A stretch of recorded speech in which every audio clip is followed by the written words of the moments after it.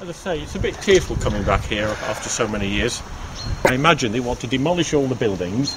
The house, I'm told, by the gentleman who lives sort of next door, is a listed building, so they can convert it into flats, but they can't demolish it.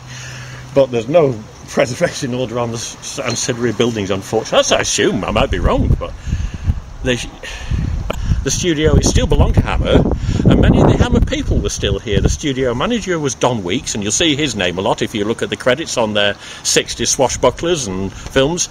Also, as I say, my production manager on this film was Hugh Harlow, who was their runner and third and second assistant director through the 50s and the 60s. Our chief electrician was Jack Curtis, who was Hammer staff, and we also had a prop man, a wonderful guy called Tommy Money, who was Hammer staff.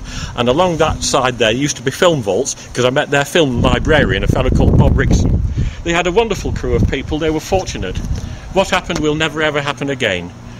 And that wonderful look to those pictures shot at Bray was down to, for my humble opinion, for what it's worth, 2 or 3 people, particularly one man called Bernard Robinson, their production designer, who was an absolute master, and 2 to 3 cinematographers, Jack Asher, Arthur Grant and Michael Reed, who gave those films an absolutely beautiful look. And when you see them now, they are exquisite.